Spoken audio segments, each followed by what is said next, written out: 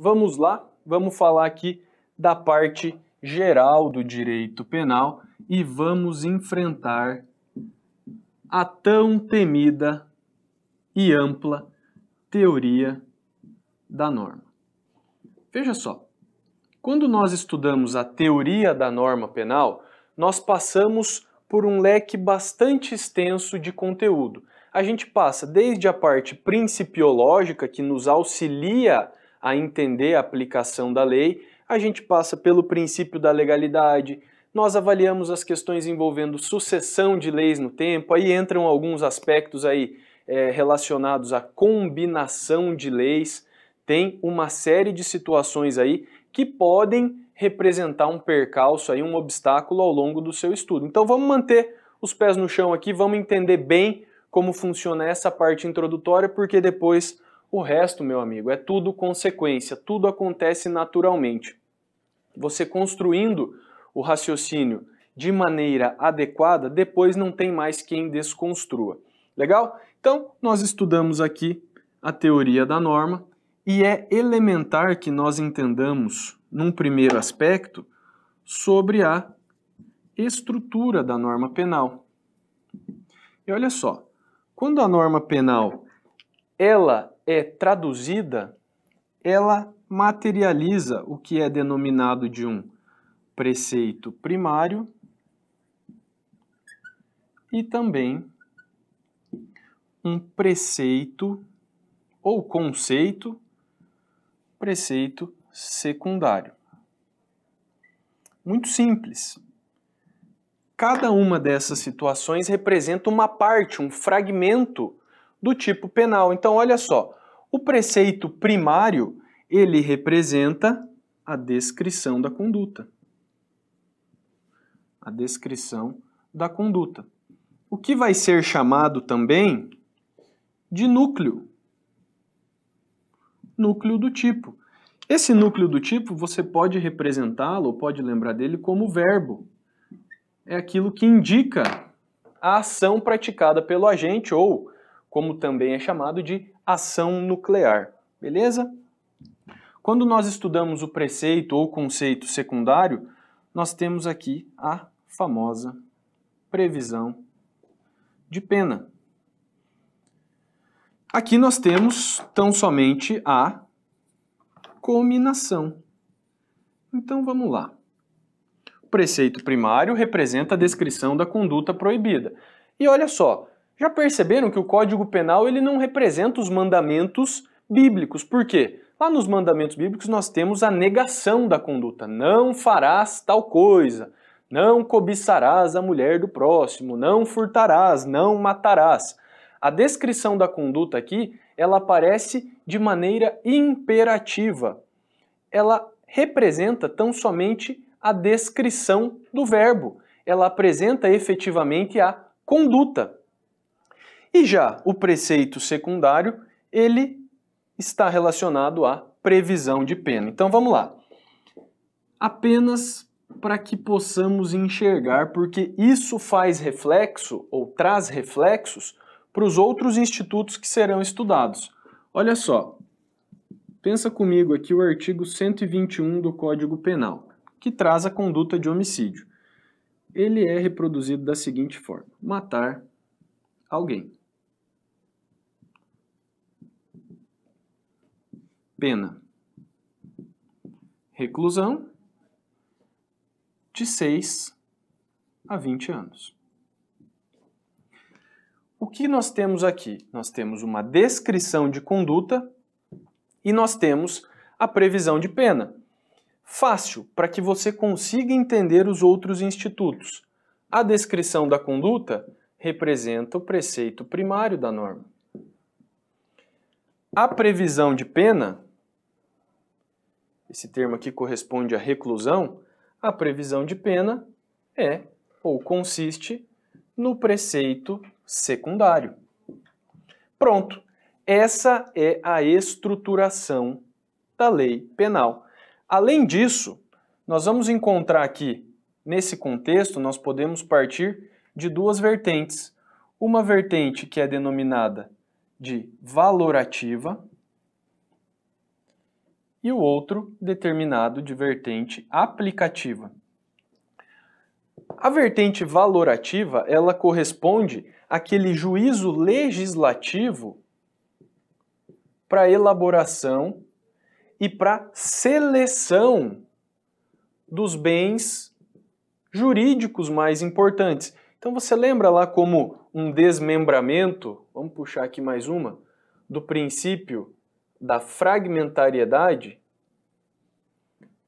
que nos traz a ideia de que o direito ele possui um universo muito amplo de situações e ele se fragmenta tão somente para atingir os bens jurídicos mais importantes à coexistência humana. E a vertente de ordem aplicativa corresponde à efetivação da tutela penal. Tranquilo? Como é que acontece a efetivação da tutela penal? Opa, eu preciso de alguém que pratique um crime, posteriormente esse indivíduo será submetido a uma sanção. E aí você lembra que nesse liame entre o crime e a sanção nós não temos um efeito automático? Como assim, professor? Não tem um efeito automático? Claro que não. O indivíduo que pratica o crime não é a mesma coisa que ele ir numa concessionária de veículos e comprar um carro. Se o cara quer comprar um carro, você, quando passar no seu concurso, vai pegar lá seu primeiro contra-cheque, vai chegar bacanão na concessionária e vai falar, ó, manda aquele ali, ó, lacradinho, 0 bala, teto solar, tem luz de LED, pau torando. Quando você compra o carro, você tem a materialização de uma relação de direito civil. Então, o direito civil acontece por si só. Agora, se você matar alguém, você vai ser punido imediatamente? O direito penal acontece por si só? Bom, a descrição da conduta até pode acontecer, mas a cominação de pena ela não vai acontecer de maneira imediata, porque nós dependemos da existência de um processo. E aí já vou passar uma visão aqui dentro desse aspecto processual, questão que já foi cobrado pelo CESP. É correto afirmar que o processo é um instrumento de garantias ao acusado? Sim. Então esse processo aqui, ele vai representar um instrumento, um veículo, instrumento de garantias. Porra, mas o processo não serve para punir o indivíduo? Sim, mas é dentro desse instrumento, dentro desse processo, que ele vai exercer os seus direitos fundamentais. Tudo isso por causa de um camarada chamado Luigi Ferraioli. Esse camarada aqui, esse italiano, ele implementou uma série de axiomas que se revestem na base do nosso direito penal. O nosso direito penal, ele é pautado no chamado ou na chamada teoria do garantismo penal. Tranquilo? Beleza. Essa teoria também já apareceu no CESP. Beleza? Tô falando, a aula de hoje ela é estritamente teórica, então preciso que você tome seu café aí, que você garanta a sua energia para a gente dar sequência. Legal? Vamos lá. Como é que a norma penal, então, se divide? Vou colocar aqui com outro tema. Vamos colocar rapidamente aqui classificação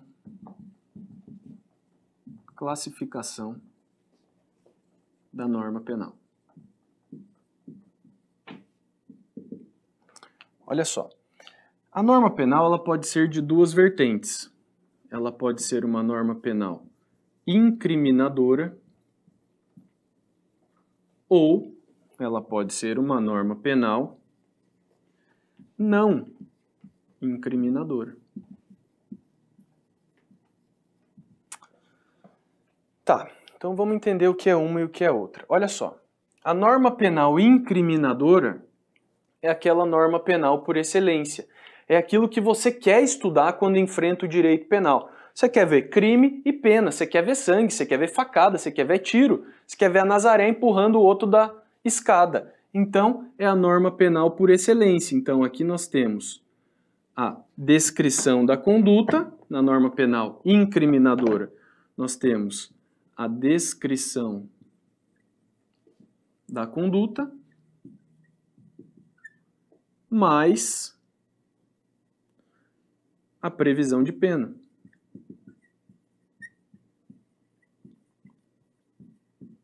Tranquilo? Beleza? Então, norma penal incriminadora é a norma penal por excelência. Mas aí nós temos aqui a também chamada norma penal não incriminadora. Você que já tem uma intimidade com o direito penal, você sabe que o direito penal não é composto só de conduta e crime. O direito penal, ele também tem normas que permitem ao agente agir de maneira criminosa, porque em determinadas situações afasta-se a ilicitude da conduta. Por exemplo, a lei penal permite que a gestante pratique o aborto em duas situações. Tem uma terceira que consiste num aspecto jurisprudencial do tema. Mas é possível que a gestante pratique aborto no caso de a gestação causar risco à sua vida ou se essa gestação for decorrente de estupro. Nós temos aqui o aborto necessário e o aborto sentimental ou humanitário. Existe ainda uma terceira hipótese, que é uma construção jurisprudencial, que é o aborto do feto anencéfalo, que o STF chamou de antecipação do parto do feto anencéfalo. Além disso, já ouviram a situação do indivíduo que se depara com o inimigo vai sacar uma arma para desferir um tiro nele, ele é mais rápido, saca a arma e mata o cara antes. O que aconteceu? O indivíduo repeliu uma injusta e atual agressão. Nesse caso, ele agiu em legítima defesa. Então percebam, a norma penal ela não traz só condutas criminosas, ela traz algumas situações, algumas normas descritivas que permitem ao indivíduo agir de uma ou de outra forma. Tudo bem? Aqui, dentro da norma penal não incriminadora, nós podemos ter algumas subclassificações. Olha só. As normas penais não incriminadoras podem ser justificantes, podem ser também exculpantes, podem ser explicativas,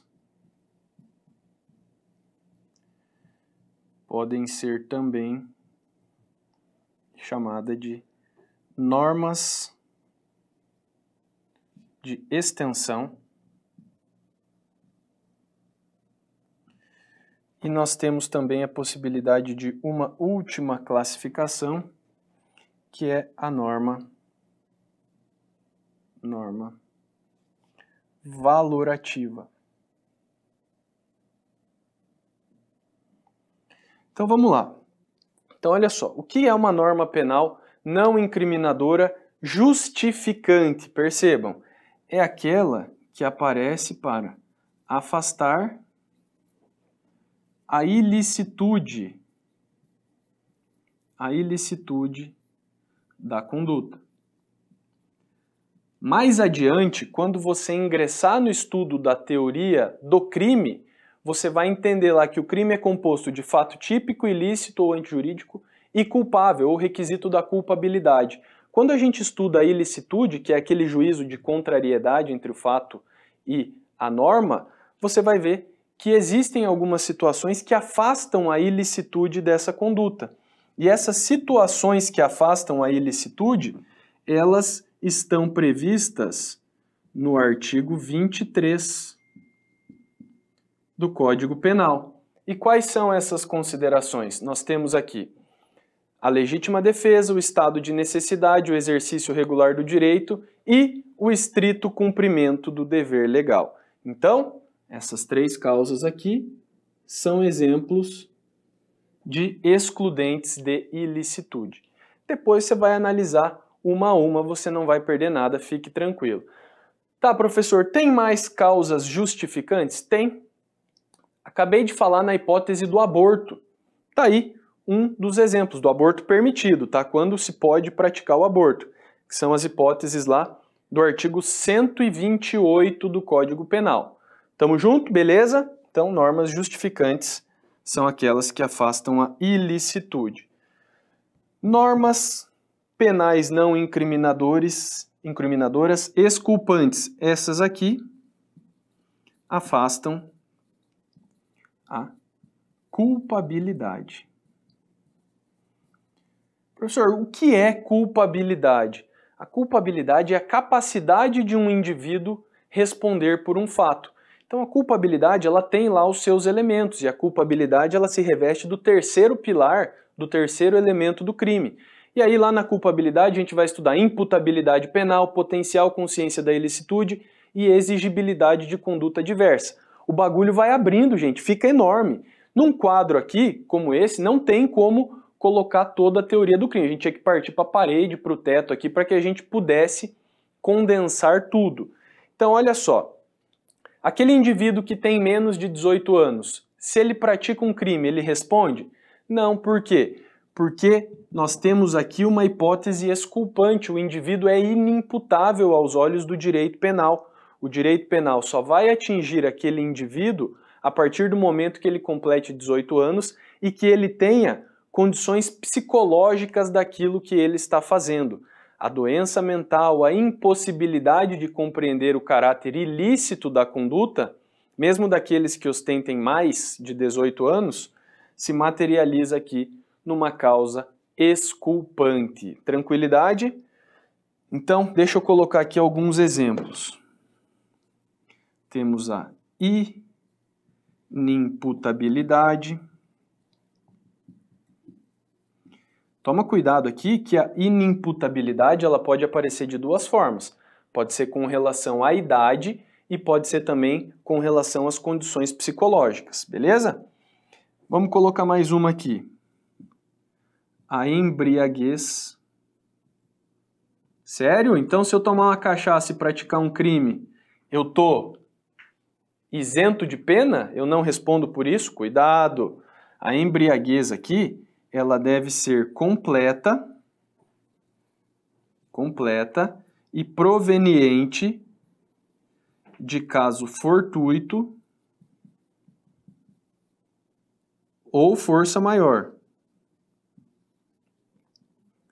Então, se você tomou cachaça pra caramba, ficou doidão, vacilou na primeira regra do rolê, ficou louco, se você praticar um crime, não quer dizer que você vá ser isento de pena. Pelo contrário, isso daí eventualmente pode representar uma causa de aumento de pena quando a embriaguez for pré-ordenada. Beleza? Fiquem tranquilos, todos esses elementos vão aparecer de maneira detalhada. Agora nós estamos trabalhando o macro. Como é que pode ter uma hipótese de embriaguez, então, sem o indivíduo ter consciência? O camarada foi pra balada e aí ele tá aqui, ó. Copinho dele na mão, pá, curtindo ali, chega a gata. Falei, aí, malandrão, vamos desenrolar e tal. E o cara tá ali, né, curtindo e tal, na dancinha, beleza. Ele fala, pera aí, gata, vou ao banheiro, já volto. E ele, puf, deixa o copo dele marcando ali. A danadinha vem e sorrateiramente coloca uma cápsula dentro do drink daquele indivíduo. O cara tá tomando um drink e você já tem que dar uma desconfiada, né? O cara tem que ser viril, tem que tomar uma cachaça ali, uma cerveja, um trem mais bruto. E aí o indivíduo volta do banheiro e a bebidinha dele tá ali, tá espumando já, parece que colocou um pedaço de nitrogênio dentro da bebida dele. Ele não percebe e consome, e toma, e bebe, e bebe.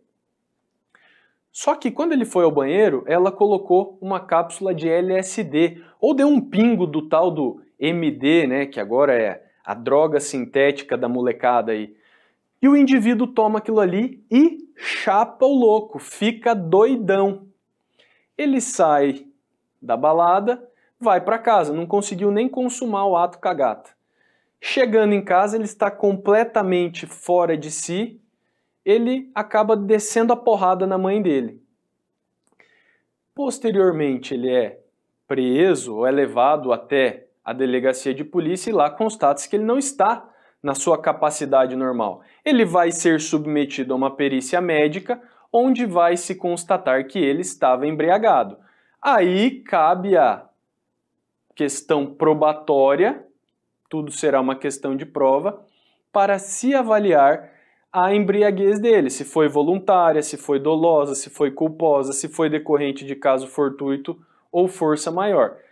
Sem viajar, se nesse caso ficar comprovado que colocaram sem ele ter ciência a droga na bebida dele e essa embriaguez foi completa, ou seja, ele estava completamente fora de si, não tinha condições de ter ciência dos seus atos, ele vai ser isento de pena por causa dessa embriaguez completa. Beleza? Se liga, fica esperto.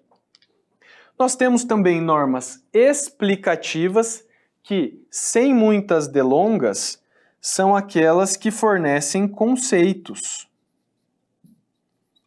Conceitos, ou que explicam uma determinada situação.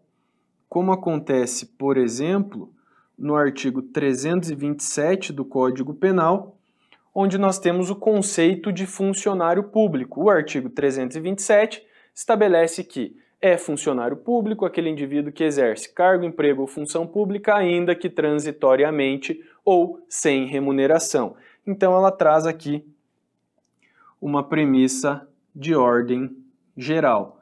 Outro exemplo, professor, claro, artigo 150, parágrafo 4º, que estabelece o conceito de casa, aquele compartimento habitado onde o indivíduo exerce suas atividades habituais, ou o compartimento não habitado de hospedagem coletiva, onde o indivíduo encontra-se momentaneamente hospedado, e por aí vai. Deixa eu colocar aqui também o artigo 150, parágrafo 4º do Código Penal.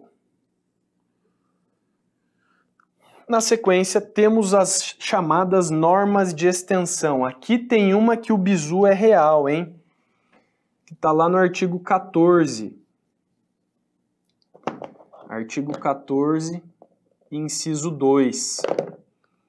Artigo 14, inciso 2 do Código Penal. O que tem lá nesse dispositivo? Opa, nós temos aqui o regramento da tentativa. O que acontece? Percebam, quando o indivíduo pratica um crime contra outra pessoa, mas o fato não se consuma por circunstâncias alheias à vontade do agente, nesse caso, nós precisaremos da norma de extensão, porque é essa norma que vai fazer com que o indivíduo seja responsabilizado pelo fato com uma causa de redução de pena pelo mesmo não ter se consumado. Não existe uma tipificação própria para um crime tentado, no sentido de que a lei penal, no artigo 121, que nós trabalhamos anteriormente, ela só consta a descrição da conduta, matar alguém. Ela não consta com o núcleo ou algum dos seus parágrafos, tentar matar alguém. É matar alguém, o crime é matar alguém. Mas aí o que acontece? O artigo 14, inciso 2, que é uma norma de extensão, ele vai buscar as condutas que não se consumam por circunstâncias alheias à vontade do agente. Aí o artigo 14, inciso 2, estabelece: se o fato não se consuma por circunstâncias alheias à vontade do agente, a pena será reduzida de 1 a 2/3. Então, uma norma de extensão, ela não está positivada como um crime, mas ela permite a punição, por exemplo, aqui, no crime tentado. E nós temos também as chamadas normas valorativas. O que é uma norma valorativa? É uma norma que vai ser utilizada nos crimes culposos. Por quê? Para você definir se um crime é culposo, você precisa identificar se o indivíduo agiu com negligência, imprudência ou imperícia. Em resumo, se ele falhou, se ele faltou, se ele não teve um dever objetivo de cuidado mínimo que se espera, beleza? Tá, e como é que acontece? Como é que se verifica se ele quebrou um dever objetivo de cuidado? Simples, através de um juízo de valor.